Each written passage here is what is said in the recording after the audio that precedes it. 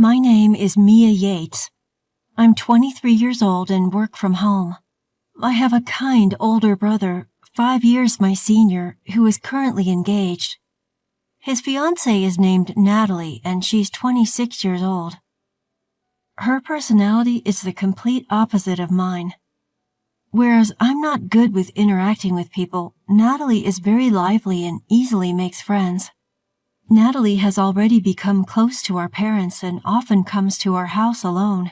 Today, too, she came without contacting us in advance. When the doorbell rang, my mom knew it was Natalie and greeted her with, "Welcome." Natalie came into the living room with my mom, saying, "I'm back." Then she looked at me with a baffled expression. "Mia, you're still at home?" She spoke without even greeting me. I replied, "I'm working from home," to which she retorted, "Enough with that, you need to get a job." Unable to argue, I decided to retreat silently back to my workspace. My room is a soundproof room, added to our existing house. I received permission from my parents and designated the layout myself. It's my favorite place. Of course, I paid for all these modifications myself. This room is my castle, so I keep it locked and don't let anyone in.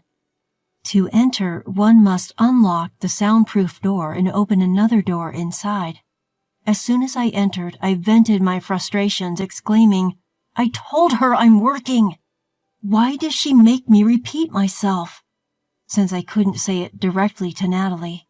Shouting until I felt relieved helped me to forget the unpleasantness. Around lunchtime, a small light bulb that serves as my bell in my room started to blink. Thinking it's probably time for lunch, I left my room and headed to the living room where lunch was already prepared at the dining table. My mom said, "Let's have lunch together," so I sat down at my usual spot, only to find Natalie sitting across from me looking displeased. "You get hungry even though you don't work. Don't you ever think about making your father and mother feel at ease? You're just like a parasite." I silently kept my head down and listened to Natalie's words.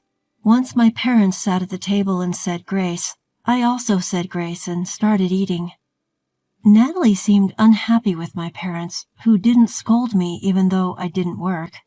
"Your father and mother are too lenient with you, Mia. I can't feel secure about marrying into this family if this continues." She continued eating her lunch angrily. My parents smiled and said, "Don't worry, just marry into our family." But Natalie didn't seem satisfied and continued to express her concerns to them. "I can't be reassured. What happens if you two can't take care of Mia anymore? Do you expect me or my future children to look after her?" She assumed I'd be a shut-in for life, leeching off others, so I stopped eating and hung my head low, mentally contradicting her claims. Seeing this, my mother told Natalie, "Mia does work, you know. Don't worry." But Natalie wouldn't stop. At 23, look at her appearance. Braided hair, thick glasses, and always wearing sweats. Who would believe she's working, looking like this? Frustrated, I countered in a soft voice. "Appearance has nothing to do with work." This seemed to upset her even more, and she grew angrier. "Well, what kind of job do you do then? Say it," she demanded, glaring at me. I became so scared that I couldn't say anything. It was my mother who answered for me. "Only our family knows about Mia's job. I'm sorry, but we can't discuss it right now." Hearing this, Natalie stood up and stormed off, saying, "So I'm not in this family? Is that it?" I apologized to my parents for causing such a scene. My father reassured me. "Don't worry about it, Mia. Just do what you love," he said, with a smile. I lightened my heart and I decided to continue with dinner. Over the meal, I proposed, "After my brother's wedding, I'll make sure I can tell Natalie about my job." My parents seemed to agree and their expressions eased up, saying, "That might be a good idea." After lunch, I started working again once the cleanup was done. In the evening, as usual, I went grocery shopping with my mom while my father tended to the vegetables in our garden. watering and preparing for harvest. When my mom and I returned from the supermarket, we found Natalie in tears in the living room, with my father seated beside her. Worried, my mom asked, "Natalie, what's the matter? Why are you crying so much?" Natalie clung to my mother and sobbed even harder, unable to speak. Seeing the troubled look on my father's face, I asked him what had happened. "I heard a loud noise from inside the house when I was in the garden. I rushed toward the sound."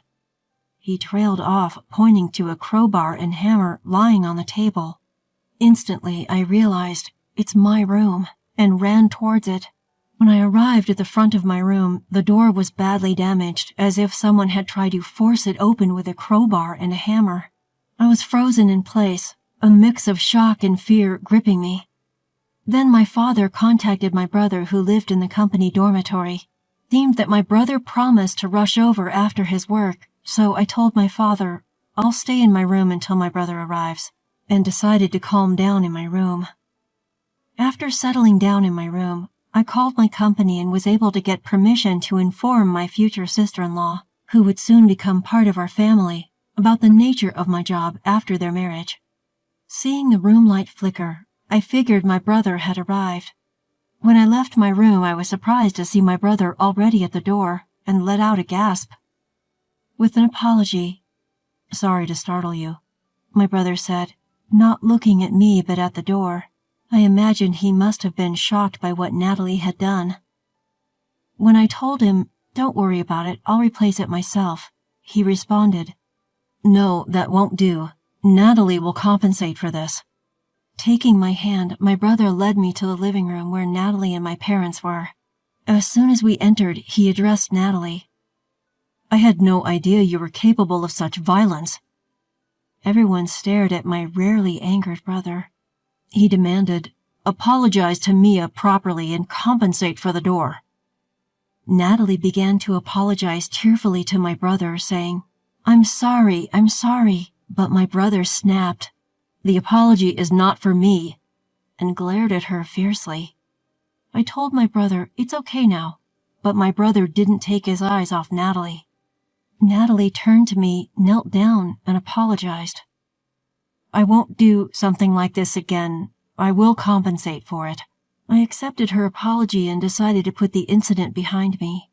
But I wanted to know why this had happened, so I asked Natalie. She replied, "I thought if I didn't have a place to hide, I would have to work." Hearing this, I wondered whether I should tell her about the nature of my job before the wedding, which troubled me. However, it would go against company policy, so I decided not to say anything for now. Tense atmosphere between my brother and Natalie bothered me, so I brought out 2 live concert tickets from my room and handed one to each of them. Looking at the tickets, Natalie exclaimed, "These are for Aim's concert," and turned bright red with excitement. She turned to my brother and said, "Let's go." Her face was filled with joy. My brother asked me, "Are you sure? These are hard to get." When I replied, "I happened to get them. You can use them as a peace offering if you'd like." My brother also looked delighted. Seeing them so happy made me feel joyous too. From there, the good vibes returned as before. Everyone was able to forget about the damaged door and enjoy their meal. On the day of the live concert, while I was out, it appears that Natalie had excitedly visited my house to express her gratitude to me. Since I, who was usually home, wasn't there, Natalie seemed to say to my parents, "Enjoy." Finally, Mia has decided to work outside, and it was a great day, the concert was great, and since Mia decided to start working, I'm happy, before she left. After the concert, I received a call from my brother who had separated from Natalie due to a company drinking party.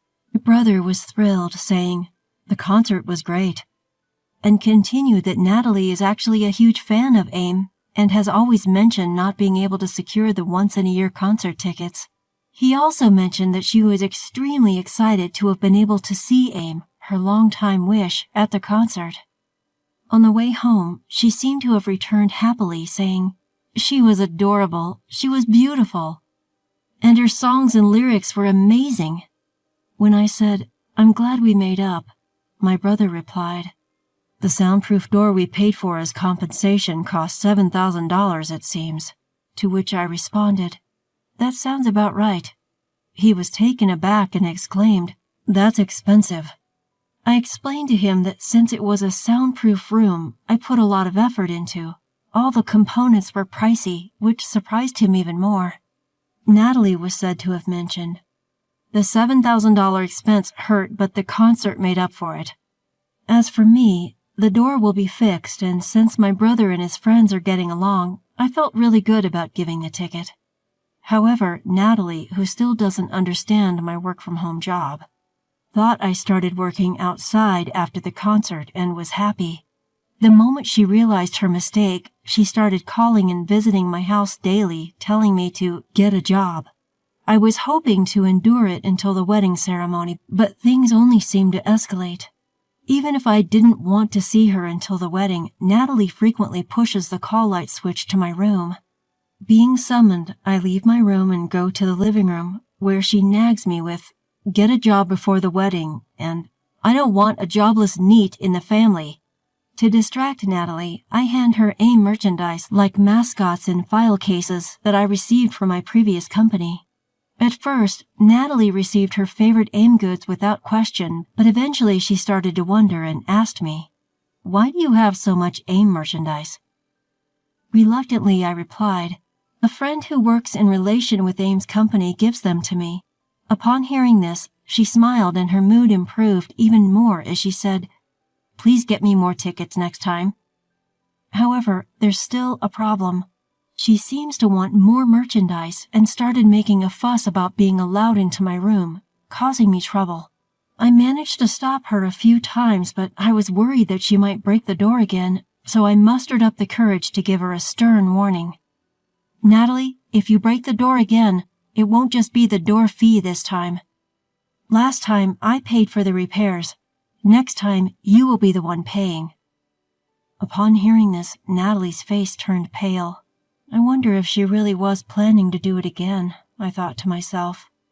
All I could do was hope that the wedding ceremony would be over soon so I could be free. Even after that, until the wedding day, there was never a day when Natalie visited and the call light didn't flash. I can't count how many times I shouted, "Enough already!" in my room.